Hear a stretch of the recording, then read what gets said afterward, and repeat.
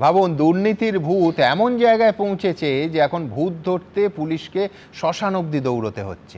দেখুন, এই দুর্নীতিটা কিন্তু জাতীয় সুরক্ষার ক্ষেত্রেও আবার বলছি মারাত্মক। কাজেই তদন্ত করে দুধ আর জল আলাদা করাটা প্রথম অগ্রাধিকার। কিন্তু সমাধান হিসেবে যে মডেলকে বাছা হচ্ছে সেটাও কি ফুল প্রুফ?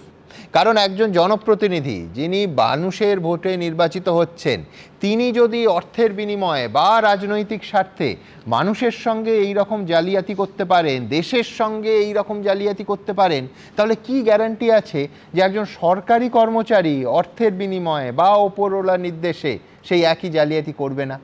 জনপ্রতিনিধিরা চুরি করে ঠিকই, কিন্তু সরকারি কর্মচারীরাও তো স্বর্গ থেকে নেমে আসেন না। স্বাক্ষরকারীর বদল হলো, মানে সাইনিং অথরিটি চেঞ্জ হলো, মানে ক্ষমতার হাত বদল হলো এক অর্থে, কিন্তু দুর্নীতির চাষাবাদ কি তাতে বন্ধ হবে? চুরি শুধু রাজনীতিবিদরাই করেন না, অনেক আমলাও চুটিয়ে চুরি করেন। বিমলদা, কি মানবেন? এটা অস্বীকার করার উপায় নেই। তো নতুন কোনো কথা নয় যে আমলারা সবাই একেবারে গঙ্গা জলে ধুয়ে প্রত্যেক দিন গঙ্গা জলে গা চুবিয়ে তারপরে তুলসী পেটে দিয়ে তারপরে কাজ করতে যান, সেটা হয় না। কিন্তু আপনাদের মডেলটা রাজনীতিবিদরা আমি এক্ষুনি দেখাবো যে এখানে একটা সমাধান আছে। সেটা হচ্ছে আমাদের তো কোনো একটা জায়গা থেকে শুরু করতে হবে। এরকম হতাশায় হয়ে ভেঙে পড়লে তো হবে না, সব চোর আমি ঘরে বসে গেলাম, সেটা তো হয় না। প্রশাসন চালাতে গেলে আমাকে বিকল্পগুলো খুঁজে বার করতে হবে। পাবলিক অ্যাডমিনিস্ট্রেশনের ভাষায় বলে বিহেভিয়ার অল্টারনেটিভ মডেল, অর্থাৎ আমি অল্টারনেটিভগুলো খুঁজে বার করবো কোনটা বেস্ট অল্টারনেটিভ। এখন সেক্ষেত্রে দেখা যাচ্ছে যে দীর্ঘদিন ধরে প্রথমে সিপিএম তারপর তৃণমূল, দুটি ক্ষেত্রেই সিপিএমের আমলেও আমি বলছি মানে নদিয়াতে একজন এমপির বিরুদ্ধে অভিযোগ উঠেছিল, তিনি একটি বিশ্ববিদ্যালয়ে মাতব্বরি করতেন, কে চাকরি পাবে না পাবে, তিনি এদেশের নাগরিক কিনা সে নিয়ে অভিযোগ উঠেছিল। ফলে সিপিএম আমলে অভিযোগ ছিল না তা নয়, তৃণমূলের আমলে যেটা হয়েছিল গোটাটাই একটা চৌর্যবৃত্তির সাম্রাজ্য, এবং যিনি নেতৃত্বে ছিলেন তিনি প্রকাশ্যে তাকে শুধু মদত দেননি, সেইটা যাতে থেকে যায় তার জন্য বন্দোবস্ত করেছিলেন। কিন্তু as a head of the administration তুমি যদি তোমার নেতৃত্ব দিয়ে এটা প্রমাণ করতে পারো যে তুমি দুর্নীতি সহ্য করবে না, তাহলে কিন্তু তোমার নিচের তলায় যারা আছে তারা কথা মানতে বাধ্য। মমতা বন্দ্যোপাধ্যায় যে সুবিধেগুলো নিয়ে এসেছিলেন, এ রাজ্যের মুখ্যমন্ত্রী হয়েছিলেন, আমি কিন্তু জ্যোতি বসু বা বিধানচন্দ্র রায়ের কথা মনে রেখেও বলছি যে এরকম শক্তিশালী মুখ্যমন্ত্রী কেউ কখনো হননি। কারণ জ্যোতি বসুর মাথার উপরে পার্টি ছিল, প্রমোদ দাশগুপ্ত ছিলেন, প্রমোদ দাশগুপ্ত মারা যাওয়ার পর সরোজ মুখার্জি ছিলেন। বিধানচন্দ্র রায়ের সময় দলটা চালাতেন অতুল্য ঘোষ, মমতা ব্যানার্জি নিজে দল, নিজে সরকার, নিজে সবকিছু, তারপরেও এখনো কিন্তু পার্টি রয়েছে। শুভেন্দু অধিকারী তার স্বৈরাচার চালান, দিল্লি আছে, পলিটিক্যাল পার্টি আছে। মমতা বন্দ্যোপাধ্যায় নিজেই পার্টি, নিজেই সরকার। তাহলে এইরকম চৌর্যবৃত্তির সাম্রাজ্য হলো কেন? কারণ তিনি চেয়েছিলেন, তাই তিনি চেয়েছিলেন। তার এই যে ইংরেজিতে একটা কথা আছে, ল্যাকাডাইজিক্যাল অ্যাটিটিউড, অর্থাৎ চলুক না, কিচ্ছুই হবে না। তিনি যখনই বিপদে পড়তেন তখন অদ্ভুতভাবে লোককে ধমকাতেন, ফাইল খুলবো। ওনার ওই এচড়ে পাকা ভাইপোটাও বলবো দরজা খুলবো, বিজেপিকে শেষ করে দেবো। এখন নিজে তৃণমূল দলটা শেষ হয়ে গেছে, বিজেপি ক্ষমতায় এসে গেছে। কিন্তু বিমলদা, আমি বলছি আপনার মডেলে আপনি পঞ্চায়েত প্রধানদের হাত থেকে ইস্যু করার অধিকারটা দিয়ে দিচ্ছেন সরকারি অফিসারদের। ধরুন তর্কের খাতিরে সরকারি অফিসার আর পঞ্চায়েত প্রধান এক হয়ে গেলেন, যেটা হওয়া কোনো অস্বাভাবিক দুর্লভ ঘটনাই নয় না। সেটা আমি আবার বলি, একটা অর্গানাইজড পলিটিক্যাল পার্টি যদি থাকে এবং তার যদি কাজ করার ইচ্ছে থাকে আর উপরে যদি নেতৃত্ব কঠোর ব্যবস্থা নেয়, তাহলে দুর্নীতি করার আগে লোকটা চারবার ভাববে। কিন্তু সুতরাং যদি মানে প্রশাসনিক কর্তারা ভুল করেন, জনপ্রতিনিধিরা কিন্তু তাদের উপর চাপ সৃষ্টি করবেন। জনপ্রতিনিধি এবং সরকারি আমলাদের সমন্বয় তো আমাদের এখানে চলে, তো লোকাল গভর্নমেন্ট চলুক বা প্রশাসন চলুক, লোকাল অ্যাডমিনিস্ট্রেশন চলুক, সেভাবেই তো চলে। এখন তৃণমূলকে দিয়ে এটা ভাবা ঠিক হবে না, কারণ তৃণমূল, আবার আমি বলছি, গোটা দলটা চোরেদের দল এবং চোরেদের প্রোটেক্টরের দল। বিজেপি তো সেটা নয়। আরেকটা কথা বলি, 2021 সালে আমার একটা জিনিস দুঃখ লাগে যে যদি তার আগে এসআইআর হতো, ভারতীয় জনতা পার্টি 2021 সালেই জিততো, দমদমে আমিও জিততে পারতাম, আমরা হারতাম না, এবং আমাদের এতগুলো লোককে তৃণমূল হত্যা করলো, সেই লোকগুলো কিন্তু বেঁচে থাকতো। আমার এইটাই বেশি কষ্ট হয় এই কারণে, এতগুলো লোককে তৃণমূল খুন করে ফেললো, এতগুলো নারী ধর্ষিতা হলো, 2021 সালে জিতলে এই ঘটনাটা ঘটতো না। এইটা আমার একটা দুঃখের জায়গা। কিন্তু সবচেয়ে বড় কথা হচ্ছে, আমি বারবার কেন এদের এই সমস্যাটার কথা বলি, আমরা ছোটবেলায় বাড়িতে জন্মেছি, আমরা কিন্তু প্রকাশ চিক বড়াইও তখন বিজেপিতে চলে আসতো, এত দেরি করতো না। সেটা হতে পারতো, কি হতে পারলে আমি তো জানি না কি হতো। ছোটবেলায় আমরা বাড়িতে জন্মেছি, আমাদের বার্থ সার্টিফিকেট লাগতো না স্কুলে ভর্তির সময়, কোষ্ঠী নিয়ে যেত, ও আচ্ছা ওই সালে জন্ম লিখে দিত। কিন্তু পরবর্তীকালে হসপিটালে জন্মের সংখ্যাটা বাড়তে শুরু করলো, আর এখন সরকারের পলিসি হচ্ছে প্রত্যেকটা হসপিটালে যাতে সব মাকে পাঠানো যায় এবং সেখান থেকে সার্টিফিকেট ইস্যু হবে। ফলে কারোর সার্টিফিকেট চাইলে তাকে হসপিটাল যেতে হবে, সেখান থেকে পুরসভা বা পঞ্চায়েত সার্টিফিকেট হবে, এটাই তো নিয়ম। মুখ্যমন্ত্রী নিজেই বলছেন may I help you, help desk বসিয়ে দাও, কারোর যদি সার্টিফিকেট না হয় সে সার্টিফিকেটটা বানিয়ে দেবে। ঠিক সেটাই ঘটেছে। এই যে পাড়ায় পাড়ায় সমাধান বা পাড়ায় পাড়ায় চিটিংবাজি চুরি, ওইটা এটা করেছিল, 10 লাখ টাকা চিটিংবাজি হয়ে গেছে এবং তারটা কতটা কালীঘাটে গেছে আমি বলতে পারবো না, সেটা পরবর্তী বিষয়।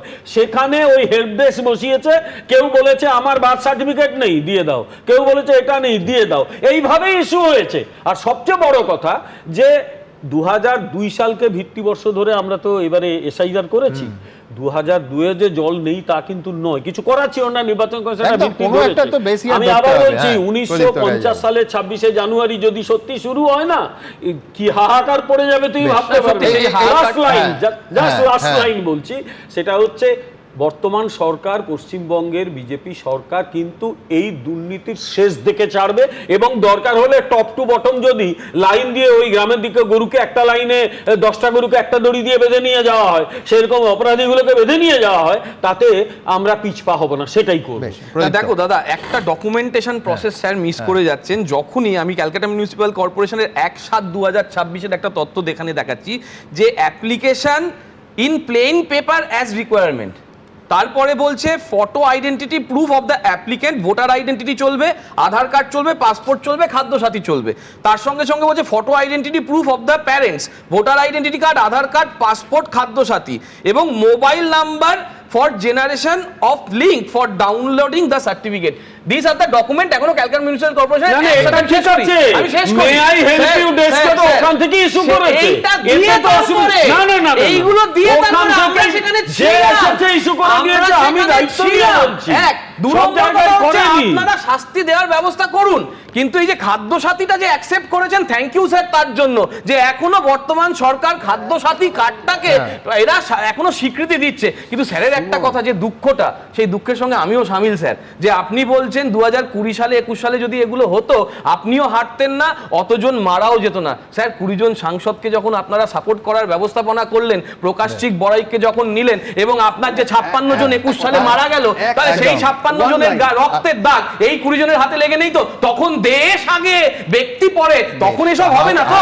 রক্তের দাগ আমি বুঝলাম। আমি সলিলদার কাছে যাওয়ার আগে বিমলদাকে একবার বলে দিই, সেটা হচ্ছে এই ভুয়ো নথিপত্র, এই ভুয়ো বার্থ সার্টিফিকেট, দুটো র্যাকেট উত্তরপ্রদেশে বেশি দিন আগে নয়, ধরুন এই বছরের এপ্রিল মাসে আম্বেদকর নগরে বিপুল পরিমাণ এই চক্রের সন্ধান মেলেছে এবং গত বছরের ওই উত্তরপ্রদেশে আম্বেদকর নগরের থেকে বেশি দূরে নয়, আলিগড়ে বিপুল পরিমাণ বার্থ সার্টিফিকেট নকল হওয়ার র্যাকেটের সন্ধান মিলেছে। সুতরাং আমি বলছি এখানে যেটা হয়েছে নিঃসন্দেহে সংখ্যার বিচারে আমায় বলতেই হবে ইউনিক, তার কারণ উত্তরপ্রদেশে যে দুটো ঘটনা বললাম সংখ্যার বিচারে কম, প্রাতিষ্ঠানিক দুর্নীতি হয়তো বলা যাবে না, কিন্তু এই প্রবণতা সবকটা রাজ্যে চলছে এবং বিজেপি শাসিত রাজ্য বিমলদা চলছে।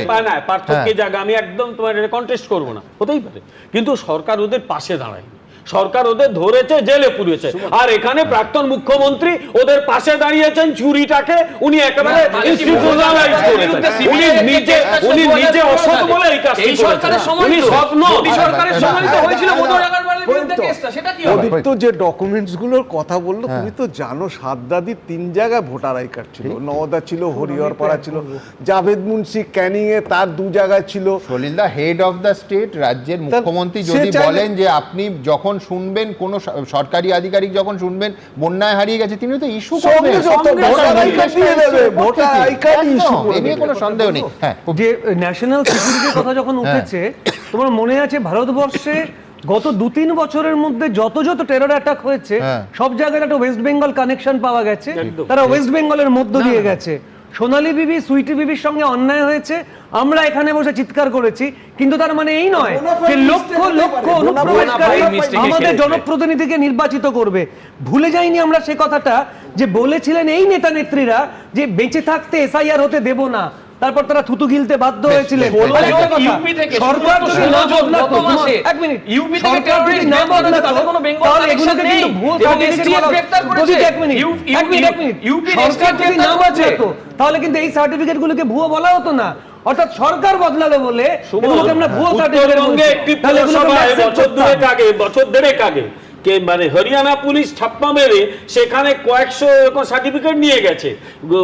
মালদাতে একাধিক পুরসভার বিরুদ্ধে অভিযোগ, বিশ্বনাথ চক্রবর্তীর বাড়ি যেখানে তার পাশাপাশি একটি পুরসভা আছে তাদের বিরুদ্ধে অভিযোগ, এরকম জাল সার্টিফিকেট সেই পুরসভার বিরুদ্ধে অভিযোগ উঠেছে, সেখানে রিক্রুটমেন্টের অভিযোগ আছে এবং সেই রিক্রুটমেন্ট অভিযোগে 24 সালে অভিযোগ উঠেছে। 12 ঘন্টা ইডির হয়েছিল এবং তখন তৎকালীন বিরোধী দলনেতা বলেছিল প্যাক ইওর ব্যাগস, আপনাকে জেলে যেতে হবে। এমন জেলে গেল এখন আমার শিল্পমন্ত্রী হয়ে বসে আছে। এবিপি আনন্দ, এগিয়ে থাকে, এগিয়ে রাখে।